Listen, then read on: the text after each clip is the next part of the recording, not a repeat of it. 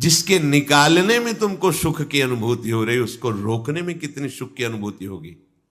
उन्मत्त हो जाओगे, बहुत जल्दी आपके सारे के सारे करण भगवदाकार होने लगेंगे यदि आप ब्रह्मचर्य का पालन करेंगे। शरीर स्वस्थ, हल्का, मन प्रसन्न, नींद आदि पर विजय, कितने गुण ही गुण। और ब्रह्मचर्यहीन आलस्य, प्रमाद, भोगों का चिंतन, मन का डिप्रेशन में पहुंचना, कमर में दर्द, टांगों में दर्द, सर में दर्द, घबराहट होना, बिना किसी कारण के मन भयभीत हो रहा है, भोजन अपच हो रहा है, बिना किसी प्रक्रिया के वीरनाश हो रहा है, बिना किसी प्रक्रिया के। काहे को मृत्यु स्वयं स्वीकार कर रहे हो, ये मृत्यु है। चाहे भगवान दत्तात्रेय जी बोल रहे हैं या भगवान कपिल देव जी बोल रहे हो, जब उपासक को संबोधन करते हैं भगवत प्राप्ति के लिए तो कहते हैं कि इस भोग वृत्ति को साक्षात मृत्यु रूप देखो, ये मृत्यु है तुम्हारी।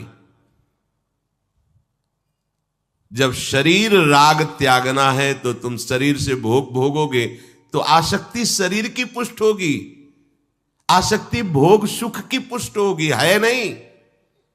कितने दिन शरीर रहेगा, कितने दिन भोग रहेंगे। विचारवान बनो, ब्रह्मचर्यम चरंती, ब्रह्मचर्य का पालन करो। उपासक जो ब्रह्मचारी होता है उसका खिला हुआ चेहरा रहता है, जैसे कमल खिला हुआ, बिना किसी कारण के उसकी मुख मुद्रा में प्रसन्नता होती है। जो ब्रह्मचर्यहीन होता है बुझा हुआ चेहरा होता है, तेजहीन, बिना किसी कारण के वो शोकग्रस्त लगता है। बैठा है, आपको लग रहा है शांत है, लेकिन आप चेहरे को देखो, वो एक शोकग्रस्त है, कुम्हलाया हुआ चेहरा, अशांत चेहरा। मुख प्रसन्न, तन तेज विराजा, यह है ब्रह्मचर्यम चरंती, भगवत आराधन संपन्न उपासक का। जैसे आग में पैर रखते हुए कोई चले तो कैसे चलेगा, ऐसे ही ब्रह्मचारी की पहचान है। इतनी स्फूर्ति उसके अंदर होती, जैसे आग में चलने वाला पूरा पैर नहीं रख पाएगा, अगला कदम रख देगा क्योंकि ताप लग रहा है, ऐसे उसकी स्फूर्ति होती पैरों में। उसकी आंखें एकाग्र रहती है, चंचलता इधर उधर या बार बार झपकना ये विषयी पुरुष का लक्षण है। बार बार पलक झपकना ये विषयी पुरुष का लक्षण है।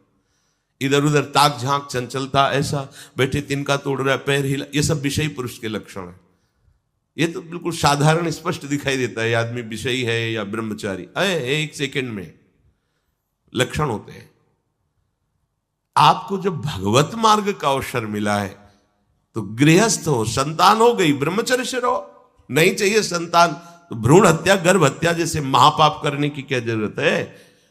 उसी वीर से संतान उत्पन्न होती है जिसको आप नष्ट कर रहे हो, जिसको आप ऐसे पानी में बहा रहे हो, व्यर्थ फेंक रहे हो, तो उसको भ्रूण हत्या का पाप लग रहा है, तो तुमको पुण्य लग रहा है, वीरपात कर रहे हो तुम्हें भी वही हत्या लग रही है, क्योंकि उसमें वही जीवात्मा है जो मां के गर्भ में जाके बालक रूप धारण कर लेती है, उसको तुम नष्ट कर रहे हो। पर बुद्धि भ्रष्ट हो गई है, समझ में नहीं आता, व्यर्थ में वीरपात करते हो, व्यर्थ में। तुम्हारा भजन बनेगा, तुम अध्यात्म के योगी बनोगे, मजाक है अध्यात्म का मार्ग। होश में हो जाओ, ये मन के दुलार को बंद करो। जब तक इच्छा ही नहीं भगवत प्राप्ति की तो फिर तुम कैसे भगवत प्राप्ति कर पाओगे। भगवत प्राप्ति की इच्छा कैसे होगी जब तुम्हारी इस तरह से निंदनीय वृत्तियां हैं। इंद्रियों को दुलार कर रहे हो, मन को दुलार कर रहे हो, भगवत प्राप्ति चाहते हो, आचरण नीच और चाहते हो उच्च पदवी। सावधान हो जाओ। यदि क्षंतो ब्रह्मचर्यम चरंत, ब्रह्मचर्य बहुत बहुत आवश्यक है, सबके लिए आवश्यक है, स्त्री पुरुष सबके लिए आवश्यक है। आप उसको केवल भगवत प्राप्ति से ही मत समझिए। अरे जीना है तो ब्रह्मचर्य की आवश्यकता है। स्वस्थता की आवश्यकता है, प्रसन्नता की आवश्यकता नहीं। मरा हुआ जीवन, रोज सुबह शाम निकल रही, रोज जीवन जा रहा, किस काम का जीवन? गया, गई रात्रि, गई दिन, गया समय, जा रहा है। तुम्हारा उद्देश्य क्या है? तुम्हारे हाथ क्या लग रहा है? क्या प्राप्त कर रहे हो? विचार ही नहीं रह गए, विवेक ही नहीं रहे, पशुवत बस ऊपर चमड़ी में सुंदरता का लेप करके और मलमूत्रों के भांड में प्रियता करके पूरा जन्म नष्ट कर देना। कैसी धिक्कारमयी बुद्धि हमारी है। जहां हमें मुक्त होना चाहिए वहां मांग क्या रहे? कोई बिरला ही मुक्त होना चाहता है, वो बिरला वही होता है वीतरागाहा, जिसका राग नष्ट हो गया है। वो वैराग्यवान चाह करता है भगवत प्राप्ति की। जो भगवत प्राप्ति की इच्छा रखता है और ब्रह्मचर्य का पालन करता है, उसकी इंद्रियां शांत हो जाती है। सिद्धांत समझो, खूब भगवत भजन करो, चाहे गृहस्थ हो चाहे विरक्त।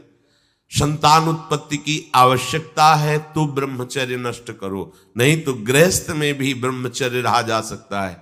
हर समय थोड़ी तुम्हारे अंदर विकार रहता है। बहुत सात्विक गृहस्थ हमने दर्शन की, बहुत सात्विक।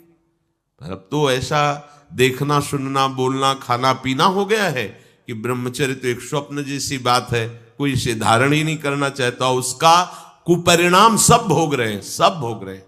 नई अवस्था है, पता नहीं चलता है कि इसका जीवन का क्या उद्देश्य है, ये जीवन क्या है, समझ में नहीं आ रहा। मतलब कोई बाहरी संसारी हो तो चलो, बेचारे को मार्ग नहीं पता है, रोज सत्संग सुनते हैं, उनको यह पता नहीं कि मेरा उद्देश्य क्या है। अभी तक कैसे यही समझ में नहीं आता, उद्देश्य क्या है तुम्हारा? भोग उद्देश्य है तो नाटक क्यों कर रहे हो? जाओ मरो जाके भोगों में। अगर योग उद्देश्य है तो फिर चूक क्यों कर रहे हो? आगे बढ़ो। संपूर्ण इंद्रियां शांत हो जाती उसकी जिसके अंदर भगवत प्राप्ति की इच्छा और ब्रह्मचर्य पालन। शब्द याद करो, ये शास्त्र है। यही तो हम चाहते हैं, इंद्रियां शांत हो जाए, यही चाहते हैं हम। भोग नहीं चाहते हम सब। हमारी इंद्रियों में जब वेग आता है तो हम परेशान हो जाते हैं, ये कैसे शांत होंगी? तो पूर्वाभ्यास रहा है, यही रास्ता रहा है कि जब वेग आवे तो इंद्रियों से भोग करो तो शांति मिल जाएगी, ऐसा। और ये उल्टा है, त्यागात शांतिरंतरम। भोग का वेग आए, सह जाओ तो शांत हो जाओ। पर उल्टा बात हमारी बुद्धि सिखाती है कि भोगों को भोगो तो शांति मिल जाएगी। और भगवान कह रहे, जिन्होंने रचना रची इंद्रियों की और भोगों की भी, वो कह रहे त्यागात शांतिरंतरम। तुम उनका त्याग कर दो तो शांति को प्राप्त हो जाओगे। चाहते हम शांति ही है, पर हमारी दुर्दशा है। एक आदमी गंगा के किनारे शांत बैठा, गंगा की तरंगों में आनंद ले रहा था। उसका मित्र आया, ओ वो कैसे बैठे हो? शांत बैठे। अरे नहीं भाई, कुछ करना चाहिए। वो चुप, बोलो ना, कुछ करना चाहिए। करने से क्या होगा? कुछ करोगे तो पैसा मिलेगा। पैसे से क्या करेंगे? भोग सामग्री लेंगे। भोग सामग्री से क्या करेंगे? भोगेंगे। भोगने से क्या होगा? शांत हो जाएंगे। बोले तुम्हारी गलत बात है, भोगों से शांति तो प्राप्त नहीं होती। मैं अभी शांत बैठा हूं और तुम मुझे अशांति की प्रेरणा दे रहे हो कि कुछ करो, धन मिलेगा, उससे भोग मिलेगा और भोग के बाद शांति मिलेगी। ऐसा कभी हो ही नहीं सकता। भोगों के भोगने से अशांति और तृष्णा पैदा होती है। बस ऐसा ही मेरा मित्र मन है, ये सिखाता है, यही सिखाता है। हम शांत बैठना चाहते हैं, ये मुझे अशांति के मार्ग में लेकर शांति दिखा रहा है। संभालो, संभालो। सबसे चूक हो सकती है, चूक को संभाल ले वही साधक है। अगर चूक ना हो तो साधक थोड़ी हो, तो सिद्ध है। साधक का शब्द ही है कि वो साधना कर रहा है, उससे चूक हो सकती है, पर वो चूक पुनरावृत्ति में नहीं आनी चाहिए। एक बार चूक हो गई, संभाल लिया। भगवान उस चूक को चूक ही नहीं मानते जो संभाल ली जाए। जो बार बार पुनरावृत्ति की जाती है वो अपराध है, वो दंड है, उसको भोगना पड़ेगा। कोई और दंड नहीं देगा। वही क्रिया, वही चेष्टा तुम्हारी तुम्हें जला देगी, तुम्हें अशांत कर देगी। एक क्षण की चेष्टा पूरे जीवन भर के लिए तुम्हें जलन पैदा कर सकती, पूरे जीवन एक चेष्टा तुम्हें विमुख कर सकती है, पूरा जीवन बर्बाद कर सकती है। तत्ते पदम संग्रहेण प्रवक्षे, ये समस्त साधनों का आखिरी फल है।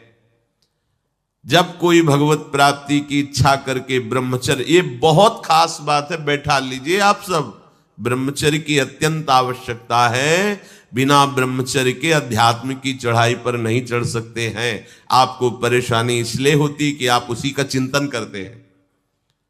चिंतन छोड़ दीजिए, अभ्यास के द्वारा ऐसा चिंतन कीजिए। ऊपर प्रभु ने वर्णन किया, अभ्यास योग युक्तेन चेतसा नान्यगामिना, अपने चित्त को प्रभु के नाम रूप में लगाइए। भोगों का चिंतन ही ना हो तो कोई परेशानी नहीं भोग त्यागने में। भोग त्यागने में इसलिए परेशानी है कि हमारा भोग चिंतन मुझे चैन से नहीं रहने देता। अंदर से देखिए, कोई भी भोग क्रिया होने के पहले उस भोग में तदात्म होता है और चिंतन होता है। क्रिया बाद में होती है, सब कार्य पहले हो जाता है चिंतन के द्वारा। अब चिंतन के द्वारा उससे जो सुखानुभूति हो रही, अब वो क्रिया में सुखानुभूति प्राप्त करना चाहता, वो है नहीं। फिर क्रिया के बाद फिर चिंतन, फिर क्रिया, फिर चिंतन, दुर्गति को प्राप्त हो जाता है। चिंतन बदल गया, फिर क्रियाओं का कोई महत्व ही नहीं रह गया, भोगों का कोई अस्तित्व ही नहीं रह गया। जिसका अखंड चिंतन चलता है, कोई भी विषय उस पर अपना प्रभाव नहीं डाल सकता, सब इंद्रियां शांत हो जाती हैं। अब उससे प्राप्त हुआ जो आखिरी फल है साधना का, भगवान कह रहे ये आखिरी फल है।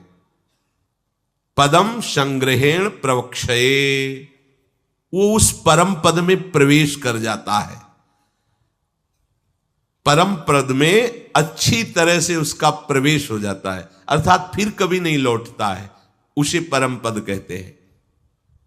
सर्वद्वाराणि संयम्य मनोहृदि निरुध्य च मूर्धन्याधायात्मनः प्राण मास्थितो योग धारणम् ओमित्येकाक्षरं ब्रह्म व्याहरन् मामनुस्मरन् यह प्रयाति त्यजन् देहं सयाति परमां गतिम।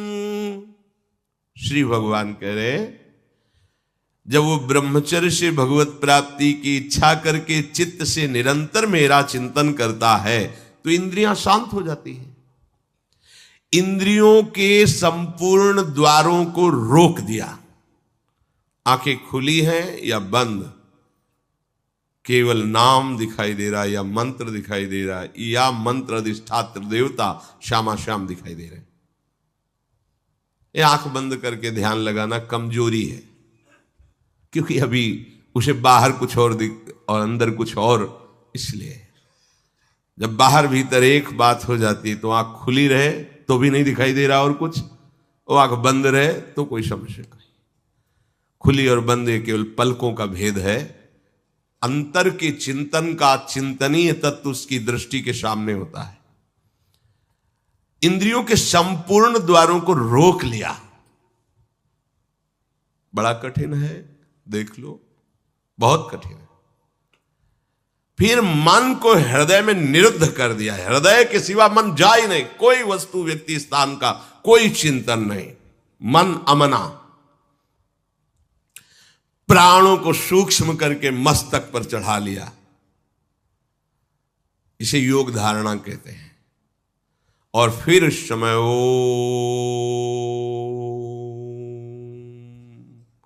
ये भगवान का नाम है ओम, ये ब्रह्म स्वरूप है। इसी से वेदों का प्रादुर्भाव हुआ है। वेदों का जनक है प्रणव ओम, आ उमा, इन्हीं से वेदों का प्रादुर्भाव हुआ है। बड़ी महिमा है ओम की, उद्गीत। एक अक्षर ब्रह्म का मानसिक चिंतन करते हुए माम अनुस्मर, मेरा स्मरण करते हुए वो जब शरीर छोड़ता है तो सीधे परम गति को प्राप्त होता है। आप घबरा जाएंगे, नहीं घबरा जाएंगे ना ये बात सुन के। समस्त इंद्रियों को रोककर, मन को हृदय में निरुद्ध करके, प्राणों को इतना सूक्ष्म कर लिया है कि ब्रह्मरंध्र में स्थापित कर दिया, और ओम उच्चारण करते ब्रह्मरंध्र फटा, परम गति को प्राप्त हुआ। ये है शुद्ध परम योगी की गति। इसीलिए महाप्रभु हरिवंश चंद्र जो बिल्कुल सरल बात कह रहे हैं और उसके साथ साक्षी भी दे रहे हैं कि ये मैं ही नहीं कह रहा हूं, ये बड़े बड़े महापुरुष कह रहे हैं। आरती मदन गोपाल की कीजिए, देव ऋषि व्यास सुखदास सब कहत निज, क्यों न बिनु कष्ट, क्यों न बिनु कष्ट रस सिंधु को पीजिए। आरती मदन गोपाल की कीजिए, आरती मदन गोपाल की कीजिए।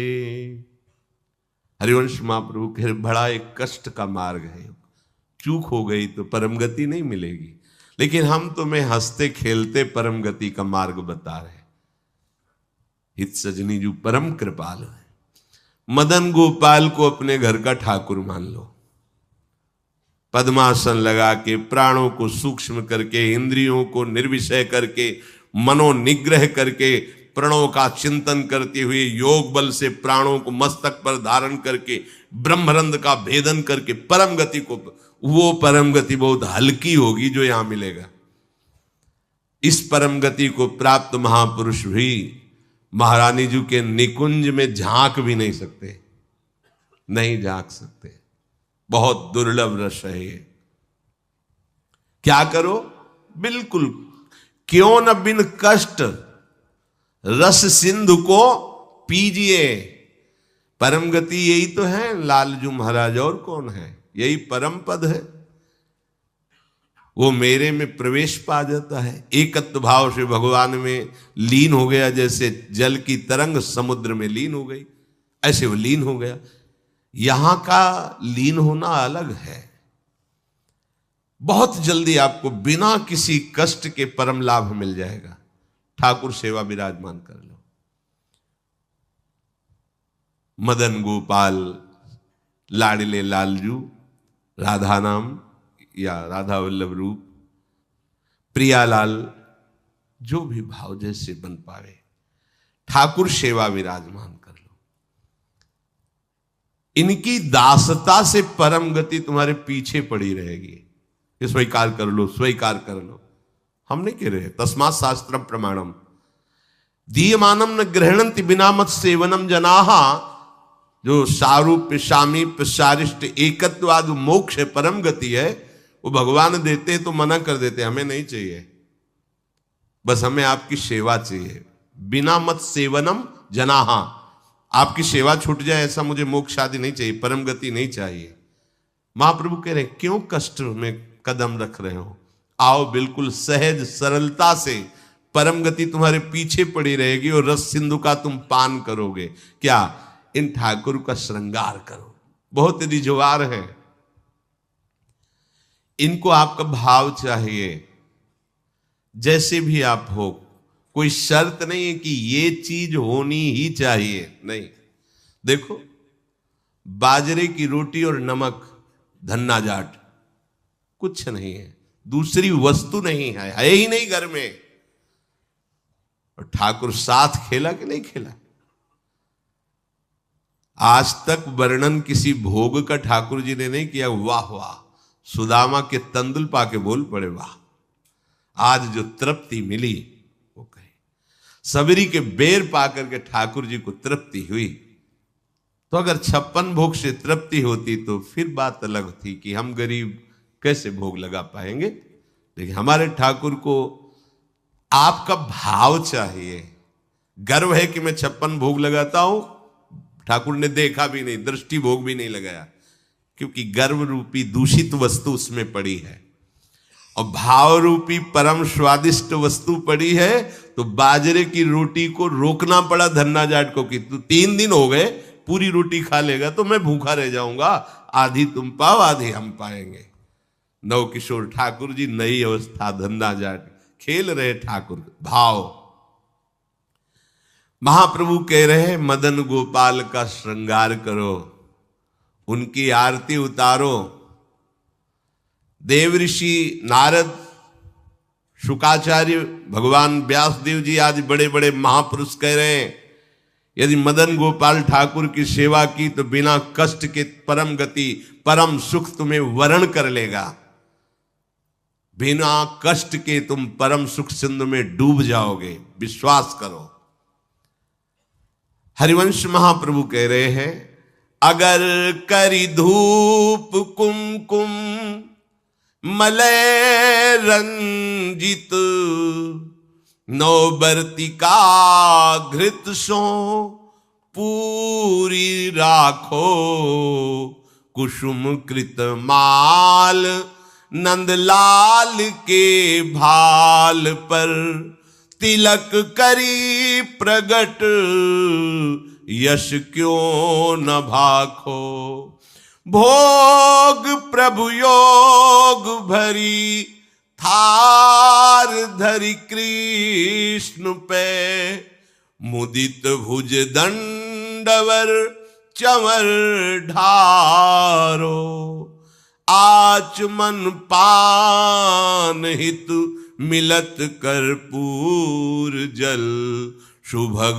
मुखवास कुलता पिजारो, शंख दुंदुभि पणवो घंट कल वेणुरो, झल्लरी सहित सुर सप्त नाचो, मनुज तन पाई यह दाय ब्रजराज भज, सुखद हरिवंश प्रभु क्यों न याचो, मनुज तन पाए यह दाय ब्रजराज भज, सुखद हरिवंश प्रभु क्यों न याचो। आरती मदन गोपाल की कीजिए, आरती मदन गोपाल की कीजिए।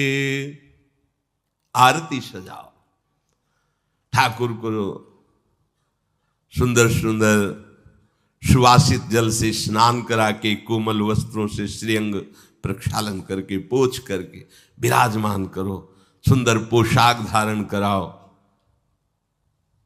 सुंदर धीमे धीमे चंदन घर्षण करो, केसर कपूर डाल के ऋतु के अनुसार धीरे धीरे इसलिए मोटा ना हो, स्थूल होगा तो पत्रावली ठीक नहीं बनेगी, पत्रावली करो।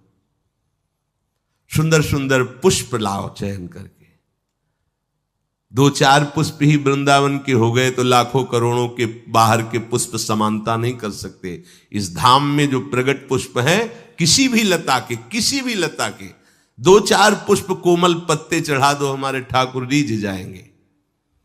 सुंदर सुंदर पुष्पों की माला गूंथो, अहो भाग्य है उनके जो रोज श्री जी की सेवा में ये सेवा का सौभाग्य, सुंदर सुंदर आभूषण फूलों के, माला फूलों की धारण कराते हैं, अहो भाग्य, जीवन धन्य, उनका हाथ धन्य हो गया।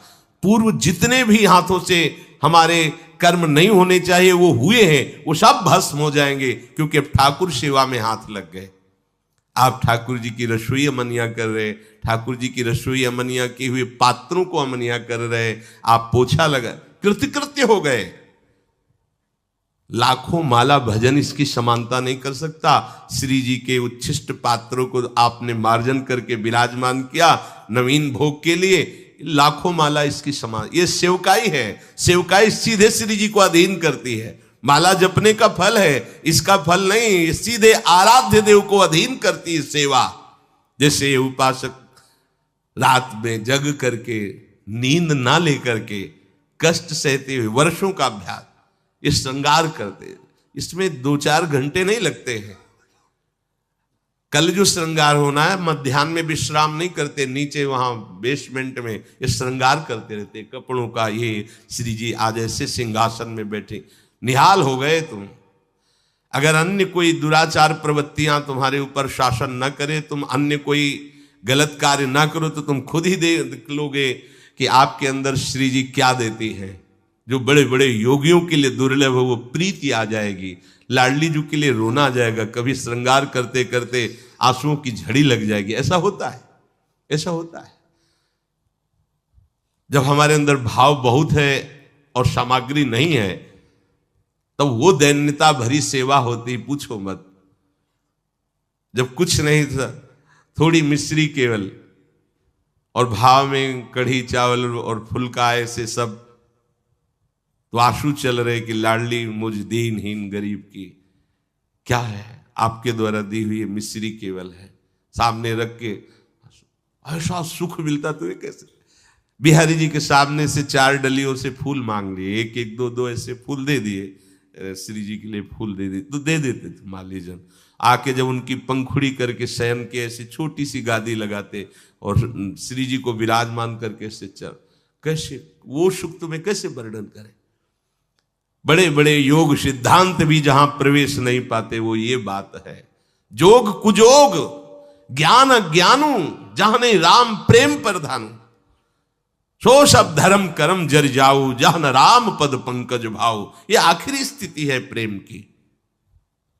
महाप्रभु कह रहे, इस बात के सुखदेव जी, भगवान व्यासदेव जी, देवर्षि नारद साक्षी है कि जो मैं बात कह रहा हूं कि बिना कष्ट के तुम्हें रस सिंधु की प्राप्ति होगी। तुम आरती करो मदन गोपाल की, उनको श्रृंगारित करो। आरती में जो धूप होती है अगर, बड़ी सुगंधित होती है। अब तो सब बदल रहा है, पैसे के कारण अन्य अन्य मिलावट की धूप, जरा सी धूप की सुगंध, पूरा वातावरण सात्विक। अपने यहां पहले धूप आरती होती है, बड़ा दुलार भरी सेवा है श्री जी की। फिर इसके बाद जो बत्ती की नोक होती है उसमें चंदन लगाया जाता है, ऐसे सूखा चंदन, पिसा हुआ सूखा, ऊपर से केसर। तो वो हल्का सा केसरपन लिए हुए चंदन, क्योंकि जो ही हम प्रज्वलित करेंगे तो पहले धुआं ना निकले, सुगंध निकले। इसीलिए महाप्रभु कह रहे हैं कि कुमकुम मलय रंजित बर्तिका, 9 बर्तिका जिसमें चंदन बुरा, ऐसे, क्योंकि घी लगा होता है वो चिपक जाएगा। फिर केसर पिसी हुई ऐसे, तो जे ही हम अग्नि प्रज्वलित करेंगे तो धुआं नहीं निकलेगा, उससे चंदन की सौरभ, ये भाव की चीज है। बोले मलय कुमकुम मलय रंजित 9 बर्तिका, कैसी घृतसो पूरी राव, घी से सनी हुई पूरी। कुसुम कृत माल नंदलाल के भाल पर तिलक करी प्रगट यश क्यों अहो भाग्य। आप चंदन घिसे श्री जी के लिए, फिर उससे आप श्री जी को तिलक रचना कर रहे, पत्रावली लगा रहे, अहो भाग्य। ये बड़े भाग्य से सेवा का सौभाग्य मिलता है। पूज्य पादुड़िया बाबा, भजन करना भी बहुत कठिन बात है, लेकिन भजन किया जा सकता है, पर सेवा करना बहुत कठिन है, क्योंकि सेवा में सुख की चाह का नाश होता है। सेवक सुख चाह, मान भिखारी, व्यसनी धन, शुभ गति बेविचारी, ये तो मूर्खता है। सेवक सुख की चाह करे नहीं, सेवक सुख देने की चाह रखता है। भिक्षुक मान त्यागी होता है, बैरागी मान त्यागी होता है। सुंदर सुंदर फूलों की माला प्रभु के गले में धारण करवावे, सुंदर तिलक रचना करे। तिलक रचना और माला धारण करवाते समय यश क्यों न भाके। जैसे आप श्री जी का श्रृंगार कर रहे हो तो आपको गुनगुनाना चाहिए अंदर, ब्रजनव तरुणी कदम्ब मुकुट मणि, श्यामा आजू बनी, नख शिख लोंग अंग माधुरी, मोहे श्याम धनी। ब्रजनव तरुणी कदम्ब मुकुट मणि, श्यामा आजू बनी। पत्रावली, यो राजत कवरी गुंथित कच कनक कंज बदनी चिकुर चंद्रिकन बीच अर्ध बिदु मानो ग्रसित फनी या आवत श्री वृषभानु दुलारी। पूरे पद में प्रथम उबटी मत जन कर सज्जित नीलवर श्रृंगार के पदों का क्यों गायन नहीं कर रहे? आचार्य चरण कह रहे जब आप श्रृंगार कर रहे हैं श्री जी का तो पद गुनगुनाना चाहिए। श्रृंगार के बनी वृषभानुनंदिनी आज भूषण बसन विविध पहिरे तन पिय मोहन हित साज, बहुत से श्रृंगार के पद हैं, गुनगुनाना चाहिए। तिलक करी प्रगट यश क्यों न भाखो, क्यों नहीं तुम गायन करते? अब आप तिलक रचना कर रहे हो, बातें प्रपंच की सोच रहे हो या कर रहे हो, ठीक बात नहीं है। अभी तिलक रचना ठीक नहीं हुई। जिनकी तिलक रचना कर रहे हो उनके यश का, उनकी सुंदरता का गायन करते हुए फिर कह रहे हैं महाप्रभु इसके पश्चात भोग प्रभु योग भरी थार धरी कृष्ण पे। जब हमने श्रृंगार किया, आरती तैयार करके विराजमान कर दी। सेवा में एक क्षण का भी विलंब नहीं होना चाहिए। आपको पता है धूप के बाद श्रृंगार आरती होगी तो धूप होते होते श्रृंगार आरती प्रज्वलित हो जानी चाहिए। धूप की जेव ही पदावली संपन्न होने जा रही श्रृंगार आरती ऊपर, इसके लिए देखना पड़े तो सेवा में प्रमाद माना जाता है। सेवा में स्वामी की सेवा की आवश्यकता के पहले सेवक सेवा सौंज लिए खड़ा है। ये नहीं आरती कहाँ है, आरती, अरे आरती तैयार करो, ये नहीं, ये प्रमाद स्थिति है। इसलिए सबसे पहले प्रभु ने कहा है आरती तैयार कर ली, श्रृंगार किए हुए प्रभु को तिलक लगाए, माला पहनाए, अब भोग लगा। आरती तैयार है पहले से, जैसे उस दिन त्रुटि नहीं, ये विलंब नहीं, सेवा में प्रमाद नहीं। स्वामिनी जी के मन में बाद में आता है सखियां पहले सेवा सौंजे करती, आज ऐसा होगा, पहले ही पता है उनको। तो आपको तो पता है ना, पहले धूप के बाद श्रृंगार आरती। अब भोग, भोग प्रभु योग भरी थार धरी कृष्ण पे। योग में दो भाव होते हैं, एक होता प्रभु के योग्य भोग। ऐसा नहीं कि तुम अपनी मनमानी की प्याज लहसुन छौके प्रभु का ही सब बनाया हुआ है, सब मूर्खता नहीं। फिर प्रभु के बनाए हुए और भी कुछ हैं जो तुम नहीं भोग पाओगे। दंड विधान, नरक, रोग नहीं भोग पाओगे। भोग प्रभु के योग्य लगाओ, जो हमारे प्रभु नहीं पा सकते वो हम नहीं पा सकते, इसलिए प्रभु के योग्य भोग लगाओ। शास्त्र सम्मत, संत जन सम्मत जो प्रभु को भोग लगाने योग्य पदार्थ है वही भोग लगाना चाहिए। बहुत उद्दंडता सेवा में नहीं होते। प्राय प्रभु ने ही तो बनाया, प्याज लहसुन हम उसको भोग लगा देते हैं तो क्या है, उन्होंने ही तो बनाया है। हाँ, उन्होंने नरक भी बनाया है तो आपको घुमा देंगे तो क्या परेशानी होगी? आपको थोड़े दिन रख लेंगे नरक में तो आपको कोई परेशानी, फिर परेशानी ही परेशानी है। कैंसर भी प्रभु ने बनाया है, किडनी फेल भी प्रभु ने बनाया है, हार्ट, बड़ी समस्याएं, तो समस्याएं भी तो प्रभु ने बनाया है। होश में भोग प्रभु योग भरी, प्रभु के योग्य जो पदार्थ है वो थाल में रखो। दूसरा आध्यात्मिक आंतरिक भाव, योग कहते हैं अपनेपन का। इतना अपनापन हो कि मेरे लाडले हैं। अब कैसे, जैसे मां अपने बच्चे को जब भोग पवाती है तो क्या अच्छी से अच्छी वस्तु पवाती है। कोई चाह होती है क्या? चाह एक ही होती, भरपेट बच्चा पाले। पूरा दूध खाली करो, खाली करो, नहीं खाली करोगे ना बाजार नहीं लिवा जाएंगे, तुम्हारे लिए वो चीज नहीं लाएंगे। फिर और अगर नहीं खा, एक थप्पड़ मारा पूरा। वो रोष प्रकट कर रही काय के लिए? पूरा खाली करो दूध, अभी तो इतना कम पिया है। और उसकी भाव दशा को देखो कितना प्यार भरा है। क्यों? अपनापन है ना, मेरा लाला है तो मेरे लाडली लाल है, मेरे लाल। अपनापन, इतना गाढ़ अपनापन कि कहीं अपनापन रह न जाए, ये प्रभु को भोग लगाना होगा। अगर इस अपनेपन में भर करके आप एक नमक से चुपर कर रोटी भी रख देंगे तो हमारे प्रभु उसे छोड़ेंगे नहीं, पाएंगे। अपनापन प्रभु से नहीं है तो दुर्योधन ने भी व्यवस्था की थी भगवान की, देखा भी नहीं। अपनापन है विदुरानी को मेरे प्रभु। तो छिलका वाह वाह करके पा रहे हैं। वाह कितना स्वाद है, किसमें? केले में नहीं, छिलके में। ये भोग लग रहा है काहे का? योग भरी, युक्त होकर, प्रभु में तदात्म होकर, प्रभु के प्रेम में डूबी विदुरानी। केले का छिलका दे रही, होश भी नहीं है। तो महाराज को भी, सर्वज्ञ प्रभु को भी होश नहीं। वो ये नहीं बोले कि अरे सुनो सुनो छिलका फेंको, ये गुदा हमें लाओ ना केला, ऐसा नहीं। वो भी मस्ती से विदुर जी पधारते हैं। अरे पगली ये क्या कह रही? प्रभु को छिलका छीन के गुदा दिया। प्रभु की आंख खुली। जैसे वो डूबी थी ऐसे प्रभु डूबे थे। वो पवाने में डूबी थी, प्रभु पाले में डूबे थे।